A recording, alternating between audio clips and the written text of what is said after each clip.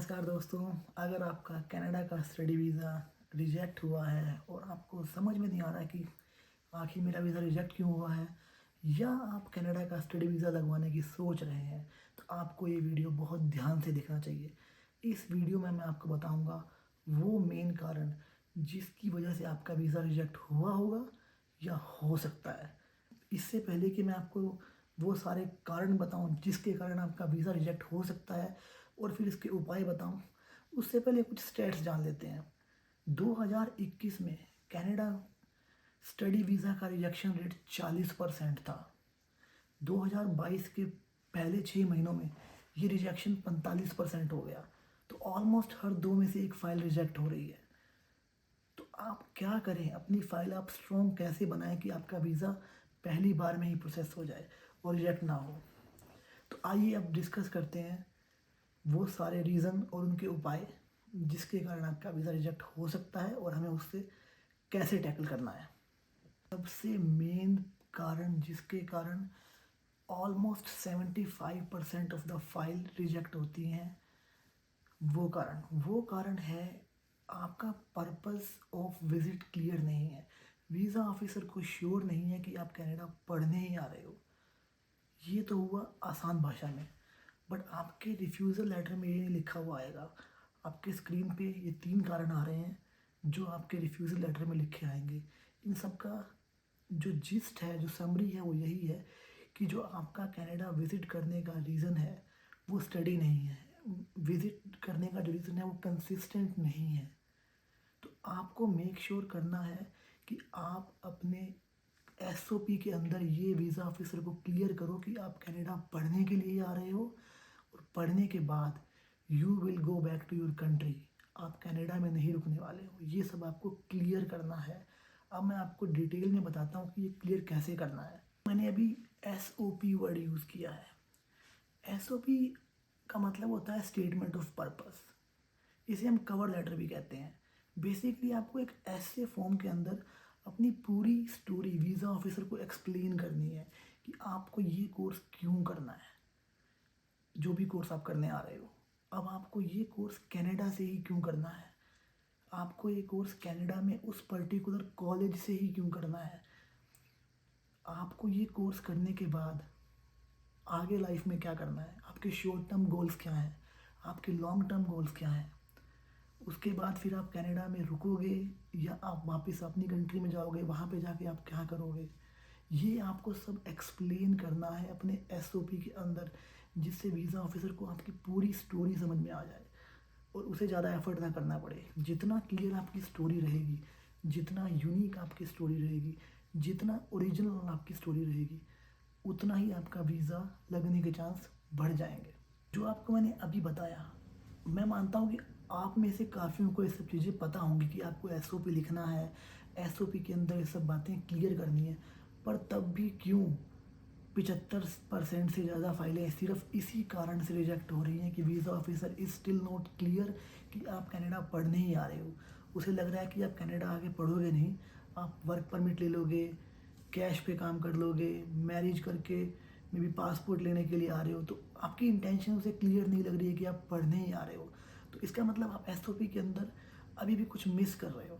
तो अब मैं आपको कुछ पॉइंट्स बताऊंगा जो आप भी मुझे लगता है एसओपी के अंदर मिस कर रहे हो और आपको उनका भी एक्सप्लेनेशन देना है। सबसे मेन कारण जो आपके एसओपी को वीक बनाता है, जिसको आपको एक्सप्लेन करना ही करना है, वो है अगर आपका कोर्स जो आप कनाडा में करने वाले हो वो आपकी स्टडी से लिंक नहीं है। तो वीज़ा ऑफिसर को डाउट रहता है कि इसने जो पहले स्टडी की है वो तो कुछ और किया है, बट अब ये सडनली एकदम अलग कोर्स ले रहा है।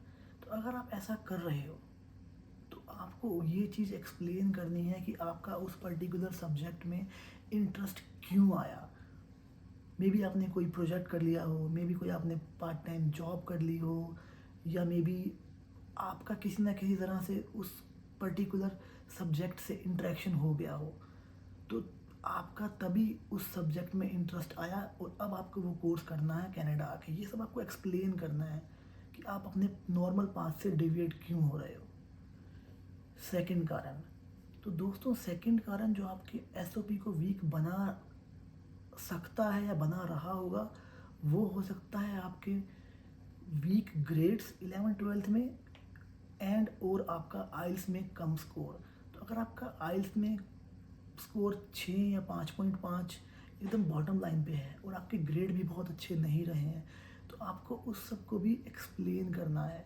मे बी आपने कुछ प्रोजेक्ट्स कर लिए हों उस पर्टिकुलर सब्जेक्ट में कि आपका ओवरऑल ग्रेड तो कम है, बट उस पर्टिकुलर सब्जेक्ट में आपने कैसे अपना इंटरेस्ट डेवलप किया, कैसे आप उस पर्टिकुलर सब्जेक्ट में जो आप यहाँ से करने आ रहे हो उसमें आप अच्छे हो, या मे बी आपकी कुछ सर्कमस्टांसिस ऐसी रही हो कि आप ज़्यादा पढ़ाई पे फोकस ना कर पाए हो, आपको बचपन से ही पार्ट टाइम जॉब करनी पड़ी हो या अपना फैमिली का बिजनेस भी संभालना पड़ा हो, तो you have to explain those things कि आपका ग्रेड कम क्यों रहा है और आपका आइल्स का स्कोर अगर कम है तो वो क्यों रहा है।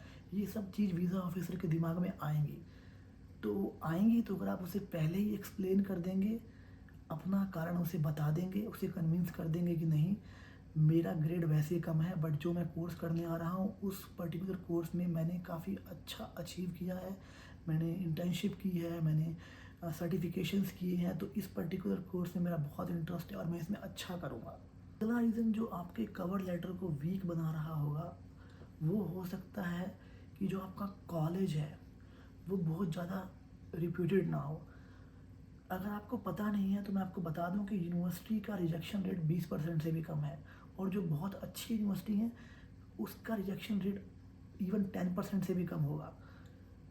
मैक्सिमम रिजेक्शन रेट कॉलेजेस का या जो बहुत ही नीचे की यूनिवर्सिटी है जिनकी रैंकिंग बहुत नीचे है उसी में आता है।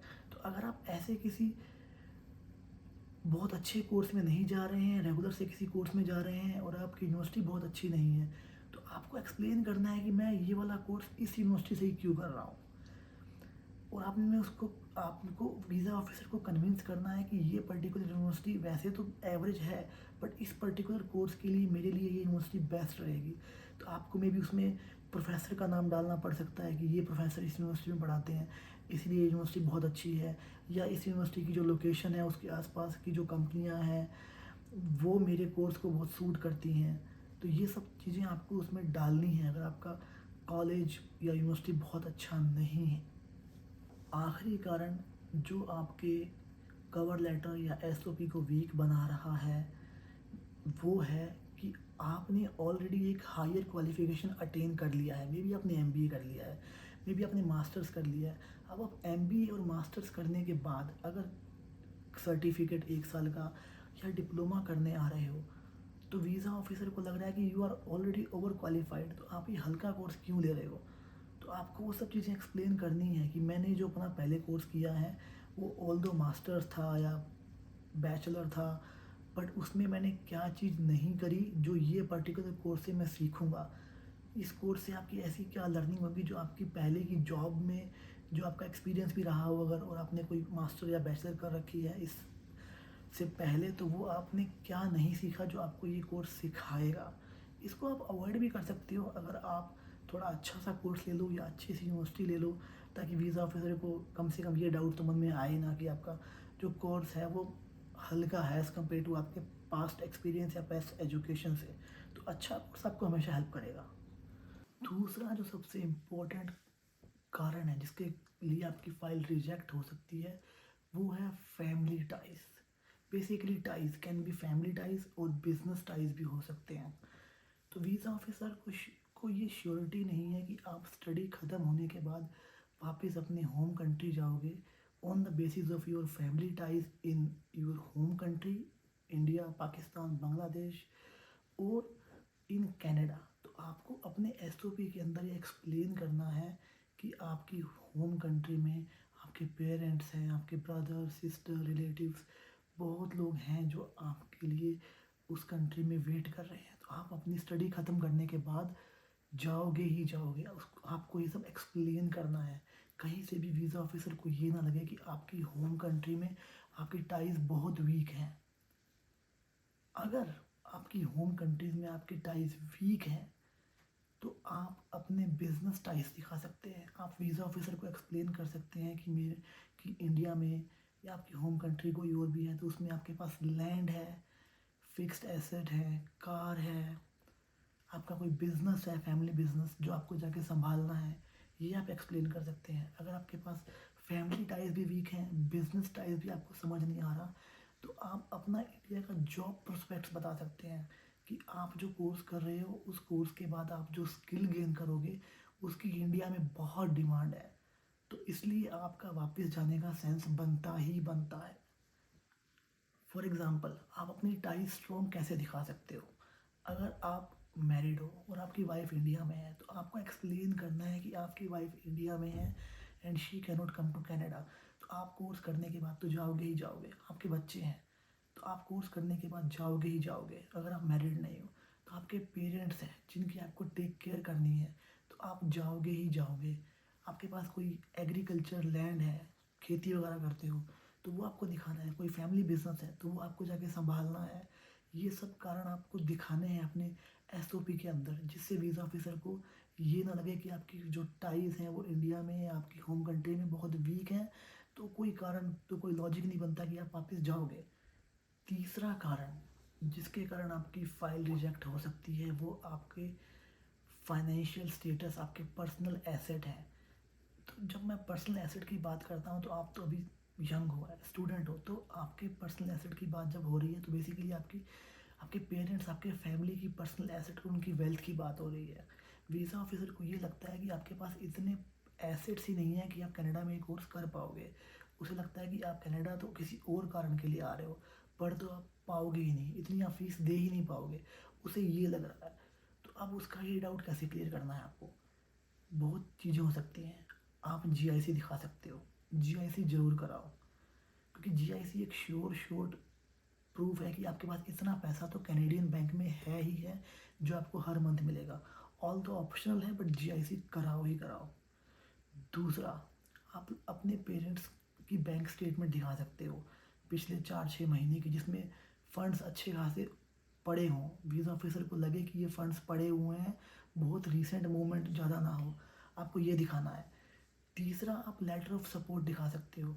अगर आपके पेरेंट्स के पास बहुत ज़्यादा फंड नहीं पड़े हैं, तो आप लेटर ऑफ सपोर्ट में मेंशन कर सकते हो कि मेरे कोई इमीडिएट रिलेटिव मुझे फंड करेंगे, या फिर मेरे पेरेंट्स भी मुझे फंड करेंगे। बैंक में अगर पैसा नहीं है, तो आप उसको फिक्स्ड एसेट से कवर कर सकते हो कि मेरे पेरेंट्स के पास लैंड है, शॉप है, या शेयर्स हैं, पीएफ है, आप वो सब दिखा सकते हो। तो वो उस सब से आपको सपोर्ट कर सकते हैं।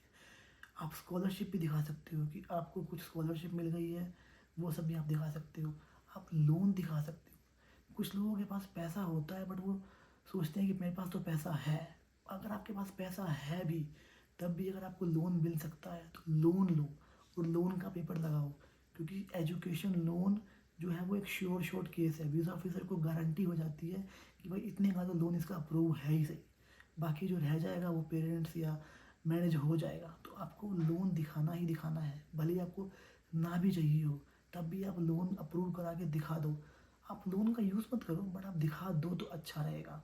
और आपके जितने भी फिक्स्ड एसेट्स हैं, और या जो भी लिक्विड एसेट है, हो सके तो उन सब का एक सीए सर्टिफिकेट बनवा के भी आप अटैच कर सकते हो अपनी फ़ाइल में। जो चार्टर्ड अकाउंटेंट जब लिख के साइन करके दे देगा आपकी फ़ाइल में, तो इससे वीज़ा ऑफिसर को श्योरिटी मिलेगी कि जो आदमी ये कह रहा है ये ठीक कह रहा है, क्योंकि इसे चार्टर्ड अकाउंटेंट ने सर्टिफाई किया है। तो आप सीए सर्टिफिकेट भी लगा सकते हो। तो ये कुछ तरीके हैं जिससे आप वीज़ा ऑफिसर का डाउट क्लियर कर सकते हो, उसे अश्योरिटी दे सकते हो कि आपका जो पास इतना पैसा है कि आप पढ़ने आ रहे हो कनाडा। तो दोस्तों, अगला कारण है जिसके लिए आपकी फ़ाइल रिजेक्ट हो सकती है, वो है आपका limited prospect of employment in your home country. अगर आप फॉर एग्ज़ाम्पल इंडिया से आ रहे हो, तो वीज़ा ऑफिसर को लग सकता है कि ये कोर्स करने के बाद मे बी आपका इंडिया में जो है वो जॉब की इतनी अपॉर्चुनिटीज़ नहीं होगी, तो आप वापस जाएंगे ही नहीं। तो आपको क्या करना है, आपको ये कहीं पर भी ब्लेम नहीं करना है अपनी होम कंट्री को कि वहाँ पर मेरे पास अपॉर्चुनिटी नहीं होगी, कोई बुराई नहीं करनी है। आपको ये बताना है कि जो मैं कोर्स कर रहा हूँ, इस कोर्स को करने के बाद मेरी इंडिया में बहुत ज़्यादा वैल्यू हो जाएगी। आप हो सके तो कोई मैगज़ीन का आर्टिकल या कोई भी आप न्यूज़पेपर की कटिंग लगा सकते हैं अपनी सपोर्ट में, जिससे वीज़ा ऑफिसर को ये एहसास हो जाए, ये यकीन हो जाए कि आप जो कोर्स कर रहे हो उसके बाद आपकी इंडिया में काफ़ी डिमांड रहेगी। इंडिया में जॉब मार्केट उस पर्टिकुलर स्किल के लिए एग्जिस्ट करती है। आखिरी कारण, ये कारण मोस्टली उन लोगों के लिए वैलिड है जिनकी एज ज़्यादा है, बट उन लोगों ने कहीं इंडिया से बाहर ट्रैवल नहीं किया है। तो इस कारण से भी आपकी फ़ाइल रिजेक्ट हो सकती है कि आपकी कोई ट्रैवल हिस्ट्री नहीं है। तो इसके बेस पे वीज़ा ऑफिसर को लग सकता है कि आप इंडिया से पहली बार बाहर आ रहे हो तो आप वापस जाओगे ही नहीं। तो अगर आपकी थोड़ी एज ज़्यादा है, 35-40 के आसपास है, तो यू हैव टू एक्सप्लेन कि आप आज तक इंडिया से बाहर क्यों नहीं गए हो, क्योंकि आपको जाने की भी ज़रूरत पड़ी ही नहीं। You are more than happy in your country. आपको कुछ ना कुछ रीज़न देनी है। और जो यंग फोक्स हैं 20-25-22 वाले, उनके लिए ये रीज़न इतना क्रिटिकल नहीं है। बट अगर आप कहीं जा सकते हो कनाडा आने से पहले, तो आपको हेल्प करेगा। अगर आप मे बी यूरोप या यूएसए कभी गए हो पहले और आपके पासपोर्ट में हिस्ट्री है, तो दैट विल हेल्प यू। मैंने अपने इस वीडियो में आपको वो सारे उपाय भी बताए हैं जिनको इनकॉर्पोरेट करके आप अपनी वीज़ा एप्लीकेशन की फ़ाइल स्ट्रॉन्ग कर सकते हैं। आप अपना एसओपी या अपना कवर लेटर स्ट्रॉन्ग बना सकते हैं। आपकी हेल्प के लिए मैं एक सैम्पल एसओपी डिस्क्रिप्शन में डाल दूंगा। प्लीज़, अगर आपको मेरा वीडियो अच्छा लगा हो तो लाइक, शेयर एंड सब्सक्राइब।